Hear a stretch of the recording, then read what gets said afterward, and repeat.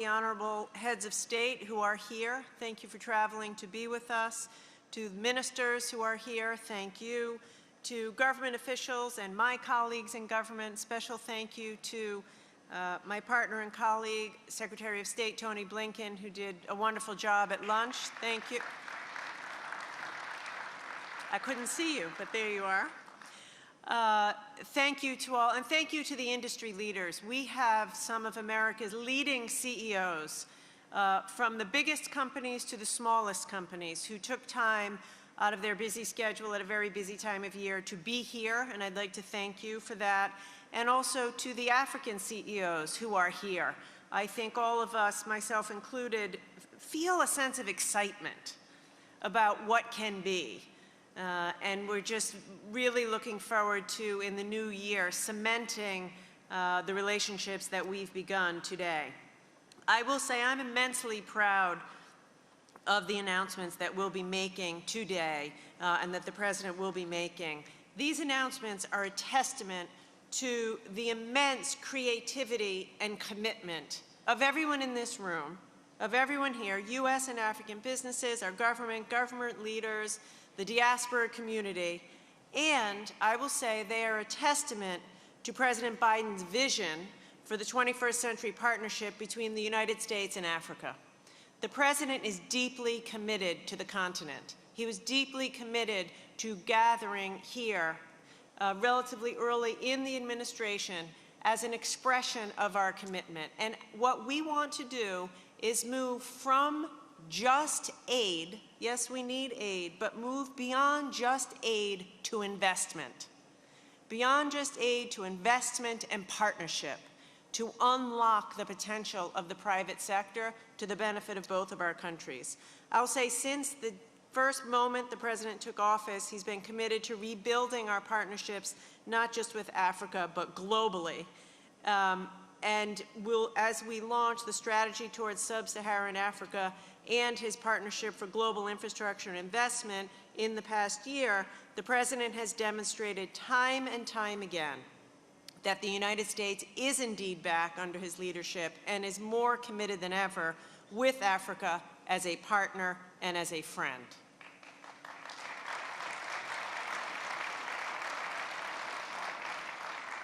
In the months ahead, under the President's direction, we will build on this forum to help drive the long-term prosperity and well-being of all of our citizens. You may ask, how do I know that? Because the President will make sure that we do that. And I think Tony and all of us who work for him know what I mean. He's a man who wants results. He's an unbelievable leader. He's a visionary. And I am so unbelievably proud to serve under him and with him. So with that, it is my great honor to introduce today's keynote speaker. Please welcome the President of the United States, Joe Biden.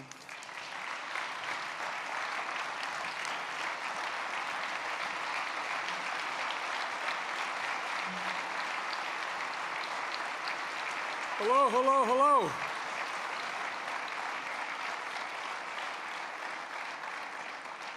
It's good to see you all. Please have a seat. And I know you're saying to yourselves, make it short, Biden. There's a semifinal game coming up.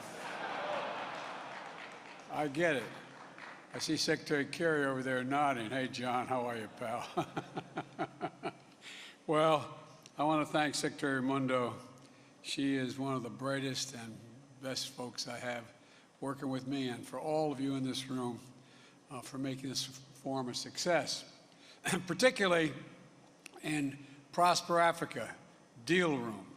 That sounds like something that we shouldn't be saying. Prosper Africa Deal Room. I kept asking, where's the deal room? I think I'm looking at it. Folks, I want to thank you all for being here, particularly since I said Morocco is about to play as the first African nation in the semifinals of the World Cup.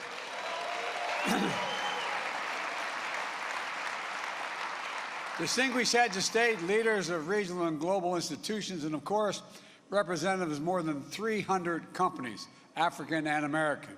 Welcome to Washington. And I want to recognize our co-hosts, the U.S. Chamber of Commerce and the Corporate Council of Africa, two great great champions for building and growing ties of business and trade and investment between Africa and the United States, as well as the members of my administration and the members of Congress who are here today. All the members of Congress, please stand up if you're here so I can identify who you are. There's the man. All right, I'm sure you're out there somewhere. Look, this forum is about building connections.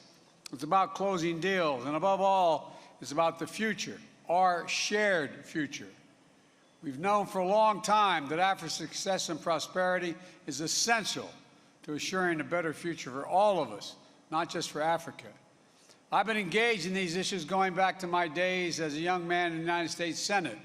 When I was on the Foreign Relations Committee, I was chairman of the African Affairs Subcommittee and got to spend a lot of time in Africa. I visited almost all of your countries. When I was vice president serving with President Obama, we hosted the first U.S. Africa Leaders Summit, including U.S. Africa Business Forum. We saw so clearly the enormous potential that we could harness if we did it together. And holding the first of its kind summit in 2014 was a watershed moment to cement new kinds of partnerships between our nations. Partnerships not to create political obligation, or foster dependence, but to spur shared success. And I emphasize shared success and opportunity. Because when Africa succeeds, the United States succeeds. Quite frankly, the whole world succeeds as well. Now, 8 years later, the world has undergone a great many changes. We're still grappling with the deadly pandemic, facing down war and instability, addressing economic challenges with global impact, fighting rising food prices, tackling the impacts of climate change. And each of these crises has only heightened the vital role African nations and peoples play to address the global challenges that drive our global progress. We can't solve any of these challenges without African leadership at the table. And I'm not trying to be nice, that's a fact. African ideas and innovation helping to shape the solutions, and African population contributing to every step. So the only question when I took office was not if we'd host another U.S. African Leadership Summit, but when. My administration's engagement with Africa and the priority we place on these relationships began on day one. We've been working steadily with regional diplomacy and investments to demonstrate our commitment. We harnessed decades of cooperation through PEPFAR and President's Malaria Initiative and other partnerships in global health security to help save lives and combat COVID-19. The United States delivered 231 million doses of vaccines to 49 countries across Africa, and worked together with you to get the vaccines into the arms in hard-to-reach communities. Critically, we invested in Africa's capacity to manufacture its own vaccines, diagnostics, and therapeutics so Africa can meet its own needs and contribute to the global supply chain. And even as we work to end COVID-19, we continue building stronger health systems and institutions and accelerating efforts to achieve universal health coverage, to make sure we're better prepared to tackle the health challenges, including the next pandemic, and there surely will be one. We also advanced our commitment to strengthen food security, including expanding the Feed the Future program to partner with 8 additional African countries. And I'll be speaking more tomorrow about this effort to both address the immediate food crisis and strengthen the food system in Africa for the long term. We're taking on climate crisis, prioritizing not just energy transition in America, but in nations of all of Africa, and meeting the urgent needs to countries to adapt to the climate impacts that are already here.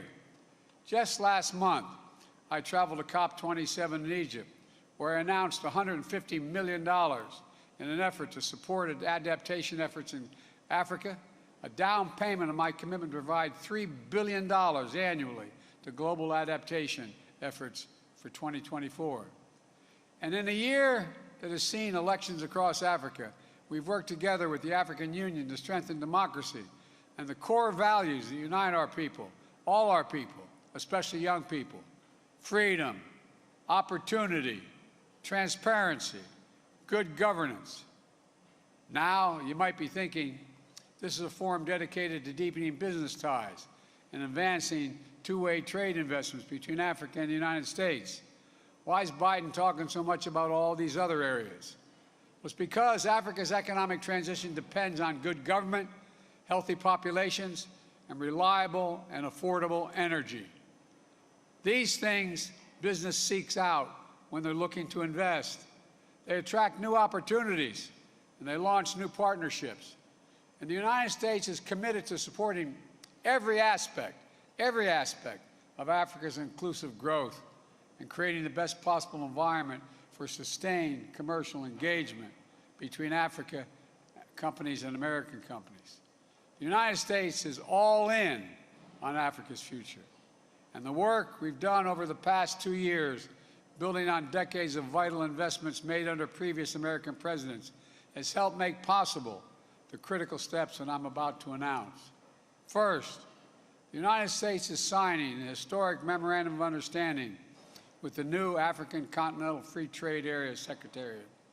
This MOU will unlock new opportunities for trade and investment between our countries and bring Africa and the United States even closer than ever.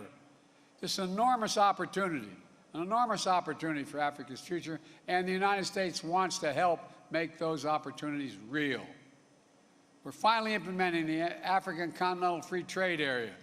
It will represent one of the largest free trade areas in the world, 1.3 billion people, and a continent-wide market totaling $3.4 trillion.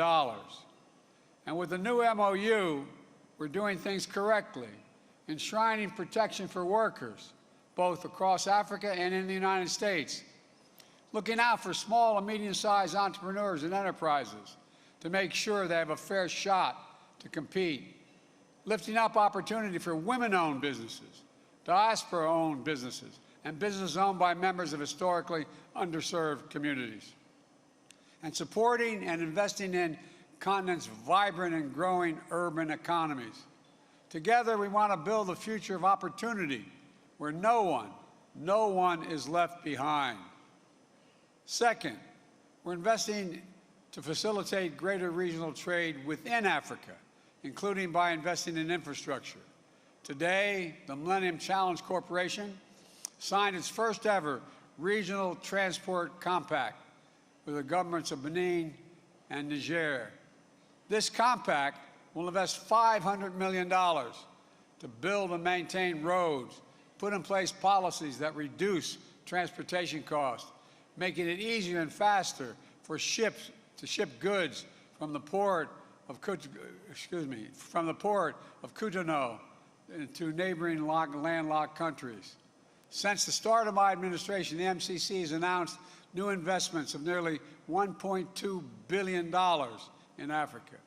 We expect the MCC to commit an additional $2.5 billion across Africa in just the next 3 years, supporting everything from agriculture to transportation to access to renewable energy. In fact, the MCC just announced discussions for partnerships with 4 African countries. Our first COMP4 compacts, Gambia, Togo, to boost economic development, and a compact with Senegal to bolster regional connections, a threshold program in Mauritania to help strengthen democratic governance and pursue policy reform to unlock economic growth. These MCC investments are part of the work we're doing worldwide through the Partnership for Global Infrastructure and Investment. I propose this initiative together with the rest of the G7 to help fill the need for quality, high-standard infrastructure in Africa and in low-income and middle-income countries around the world. And at the G7 meeting earlier this year, we announced our intention to collectively mobilize $600 billion in the next 5 years. Today's announcement joined a portfolio of Partnership for Global Infrastructure and Investment projects already underway in Africa, including mobilizing $8 billion in public and private finance to help South Africa replace coal-fired power plants with renewable energy sources and develop cutting-edge energy solutions like clean hydrogen. A deal worth $2 billion to build solar energy projects in Angola. $600 million in high-speed communications cable that will connect Southeast Asia to Europe via Egypt and the Horn of Africa and help bring high-speed internet connectivity to countries all along the way. The bottom line is simple. Trade runs on reliable infrastructure to support and secure resilient supply chains. And improving Africa's infrastructure is essential to our vision of building a stronger global economy that can better withstand the kinds of shocks that we've seen in the past few years. Third, we're continuing to support innovation and entrepreneurship across Africa, investing in Africa's people. Developing human capital alongside physical infrastructure is another core aspect of the Partnership for Global Infrastructure and Investment. Today, I'm announcing that the U.S. International Development Finance Corporation is investing nearly $370 million in new projects, $100 million to increase the reliable, clean energy for millions of people in sub-Saharan Africa, $20 million to provide financing for fertilizer to help smallholder farmers, particularly women farmers, increase the yields of their crops, $10 million to support small and medium-sized enterprises that help bring clean drinking water to communities all across the continent, just to name a few examples.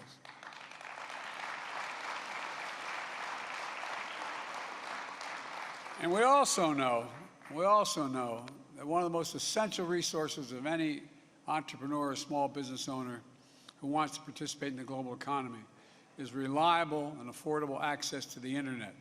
So today, I'm announcing a new initiative, the Digital Transformation with Africa, working with Congress to invest $350 billion to facilitate more than almost $500 million in financing to make sure people across Africa can participate in a digital economy.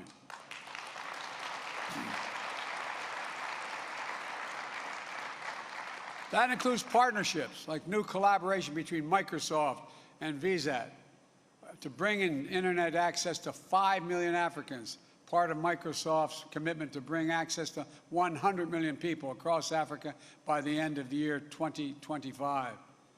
That means programs to train African entrepreneurs with a focus on women entrepreneurs, to code and build skills that need to start their own businesses, to secure good-paying jobs and with technology firms. And this will include partnerships between African-American companies to provide cybersecurity services to make sure Africa's digital environment is reliable and secure. That brings me to my final announcement. I said at the top of this forum about closing deals, and we've delivered. So let's give you a few highlights from the deal room to the benefits they will deliver to Africa. Cisco Systems and Cyber Bastion, a diaspora-owned small business, is jointly announcing $800 million in new contracts to protect African countries from cyber threats. Visa is committing to putting more than $1 billion into Africa over the next 5 years to further expand the operations on the continent, including providing mobile payment services for more micro, small, and medium-sized businesses across Africa. General Electric and Standard Bank will provide $80 million to improve healthcare services and provide access to cutting-edge healthcare equipment. Altogether, the forum has spurred more than $15 billion in new deals, which will lift up and improve the lives of people all across the continent. And that's the biggest deal of all. These are long-term investments that are going to deliver real benefits to people, create new good-paying jobs, including here in the United States, and expand opportunities for all our countries for the years to come. All of you, the deals you've signed, the investments we've made together are concrete proof of the enduring commitment we're making to one another, government to government, business to business, people to people. The most important, and this is just the beginning, there's so much more we can do together and that we'll do together. So thank you for your participation today, for being part of another historic U.S. African Leaders Summit. We've got a lot of ground to cover in the coming days, and I'm eager to listen to the priorities you have for the future of the partnership between our nations. So thank you all. May God protect our troops. Thank you very, very much. Appreciate it. Thank you. Thank you very much. Thanks, Tommy. Thank you. Thanks.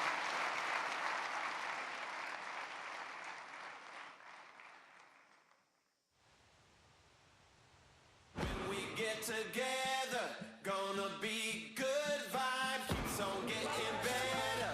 We can watch the sunrise. The 2022 FIFA World Cup. We are ready for another Africa battle. We're going to be talking about this one for generations. That power, that passion. The best from the Africans. Who's going to step up? Who's going to be a star? That's why we're watching. We're on the verge of something special. It's a good day.